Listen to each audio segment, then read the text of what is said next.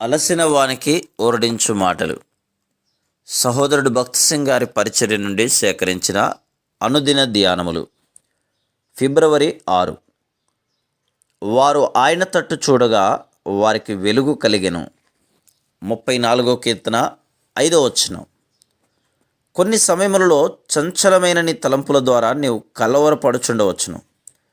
నీవు ప్రార్థించవలనని కోరుచుందువు, కానీ నీ మనసు కలవరంగా ఉండును. చాలా వరకు ప్రార్థన సమయం అలాగనే ఉండును.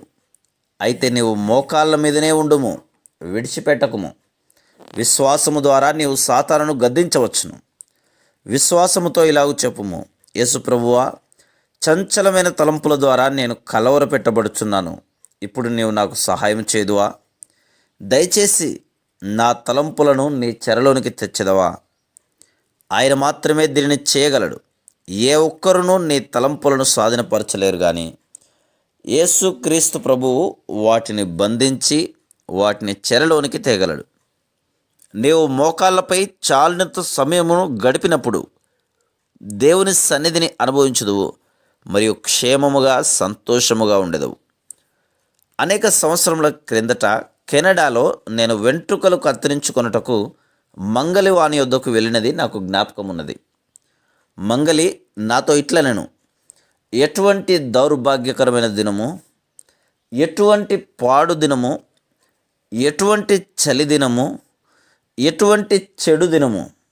ఆ దినమున వర్షం పడుచున్నది, మరియు చాలా చాలా చలిగా ఉన్నది. నేను నాలో సూర్యకాంతి ఉన్నది అంటిని. అతడు, నీవు ఇండియా నుండి వచ్చితివి అనెను. నేను ఇండియా యొక్క సూర్యకాంతిని గురించి మాట్లాడటలేదు. నాలో క్రొత్త సూర్యకాంతి కలదు. అది నన్ను ప్రతిదినము వెచ్చగాను సంతోషముగాను ఉంచును.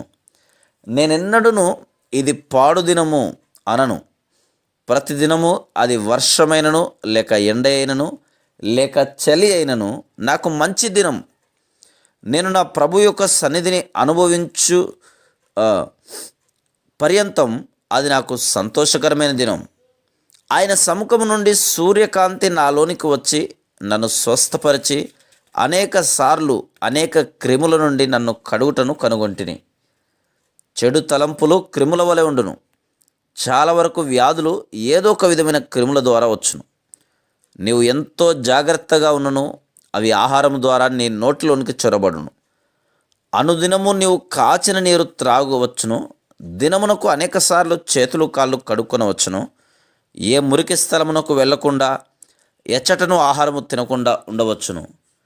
నీవు తిను ప్రతి పండును పొటాషియం పర్మాంగనేట్తో కడుక్కొనెదవు.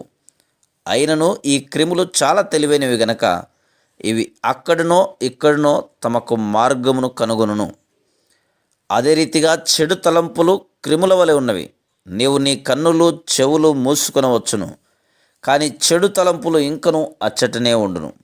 కేవలం ఆయన ముఖం యొక్క సూర్యకాంతి మాత్రమే ఈ చెడు తలంపులను చంపగలదు.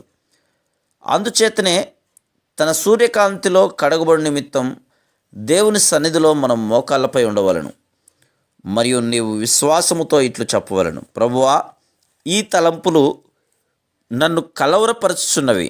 నేను వాటిని స్వాధీనపరుచుకోలేకపోతున్నాను. దయచేసి వాటిని స్వాధీనంలో ఉంచుము. అప్పుడు నీ తలంపులపై విజయం పొందుదువు. మరియు నీ ప్రార్థన ఆనందకరముగాను ప్రోత్సాహకరంగాను ఉండును. ప్రభువుతో నీవు స్నేహితునితో మాట్లాడినట్లు మాట్లాడదు. దినమంతయు నీవు ఆరోగ్యవంతముగాను తాజాగాను ఉండెదవు. మరియు నీ ముఖముపై దేవుని వెలుగు ప్రకాశించుచున్నదని అనేకులు చెప్పుదురు. Praise the lord.